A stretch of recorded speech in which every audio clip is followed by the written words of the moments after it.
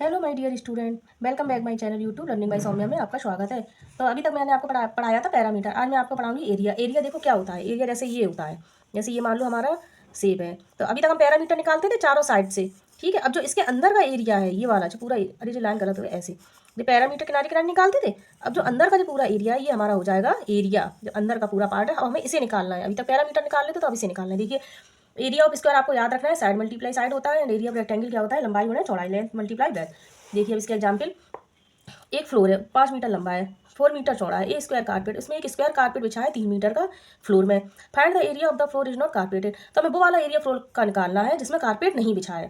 तो हम वो वाला एरिया फ्लोर का कैसे निकालेंगे, पहले हम पूरा एरिया निकाल लेंगे, फिर कारपेट का एरिया निकाल लेंगे, फिर दोनों को सब्ट्रैक्ट कर देंगे। तो भाई इसमें देखो, ये तो जो गिवन है वो है लेंथ ऑफ फ्लोर की 5 मीटर, विड्थ ऑफ फ्लोर की 4 meter, area of the floor, area of the floor हमने क्या पढ़ाया था, ये वाला लंबाई गुणे चौड़ाई। तो वही हो गया एरिया ऑफ फ्लोर। अब आप कहेंगे ये क्यों नहीं लगा, ये क्यों लगा, ये इसलिए लगा, ये हमें दिख रहा है ना कि ये रेक्टेंगल शेप में ही तो है ये, क्योंकि इसकी लंबाई 5 मीटर दी है, चौड़ाई इसकी 4 मीटर दी है। तो जो रेक्टेंगल बन रहा है ना, तो रेक्टेंगल का क्या होता है, लंबाई मल्टीप्लाई चौड़ाई, वही इसमें दिया है। तो भाई हमने फॉर्मूला लगा दिया, पूरे एरिया का फ्लोर का निकल आया। अब length of the square carpet, अब लेंथ ऑफ स्क्वायर कारपेट की हमारी कितनी दी है, 3 मीटर।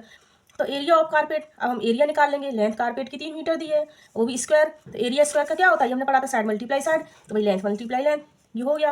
अब टोटल दोनों में से सब्ट्रैक्ट कर देंगे, एरिया ऑफ फ्लोर का कर देंगे, एरिया ऑफ स्क्वायर का कर देंगे। तो ये हमारा हो गया कंप्लीट। क्या हो गया, सब्ट्रैक्ट कर दिया 11 स्क्वायर मीटर। ठीक है, समझ में आया।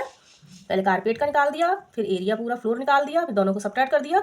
तो जिस एरिया में कारपेट हमारा नहीं बिछा था वो निकाल दिया, बस। नेक्स्ट क्वेश्चन देखिए, 4 square flower beds each of 4 square, next question, 4 square flower beds each of side 4 meter are in 4 corners on a piece of length 12 meter long and 10 meter wide. Find the area of remaining part of length. तो हमारा ये है, देखिए ये जैसे area दिया गया है, इसमें क्या है, 12 मीटर लंबी, 12, ये 10 मीटर चौड़ी, और 4 मीटर चारों कॉर्नर लगे हैं, 4-4 मीटर के, ठीक है। ये देखिए 4 मीटर के।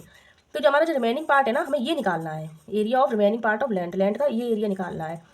तो लैंड का ये एरिया निकालने के लिए हम क्या करेंगे, पहले हम पूरा एरिया निकाल लेंगे, इसके कॉर्नर का एरिया निकाल लेंगे, पूरा एरिया निकाल लेंगे, जितना आएगा उसमें सब्ट्रैक्ट कर देंगे, बस। देखिए तो भाई इसमें जो दिया है वही बस पहले हम लैंग्वेज लिख लेंगे। तो इसमें क्या दिया हमारा, साइड लेंथ ऑफ लैंड की 12 मीटर दी है, विड्थ ऑफ लैंड की 10 मीटर दी है, एरिया अरे जो रेक्टेंगल ही तो हमारा हो गया है, हमें दिख रहा है ना, ये 12, ये 10, रेक्टेंगल का फॉर्मूला लगा दिया, स्क्वायर मीटर इतना आ गया। फिर the side length of each 4 square flower beds, 4 metre दी है, जो हमारी साइड में ये लगी थी इसकी लेंथ हमारी 4 मीटर है। तो हम एक का कॉर्नर निकाल लेंगे, इसके सारे हम जितना आएगा उसमें 4 का मल्टीप्लाई कर देंगे।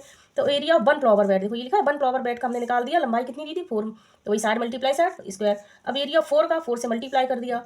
अब ये हमारा आ गया एरिया ऑफ 4 फ्लावर बेड्स का, और इसके बाद ये कहाँ गया, ये हमारा आ गया एरिया ऑफ पूरे लैंड का। अब इन दोनों को हम सब्ट्रैक्ट कर देंगे। तो वही इसमें लिखा है the area of remaining part of land is area the complete land minus the area of 4 flower beds. तो इन दोनों को हमने सब्ट्रैक्ट कर दिया, हमारा आ गया आंसर।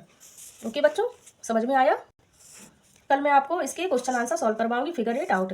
ठीक है, ओके बच्चों, अगर आपको मेरा चैनल अच्छा लगा हो तो प्लीज़ एक प्यारा सा लाइक सब्सक्राइब जरूर करिएगा। Thank you.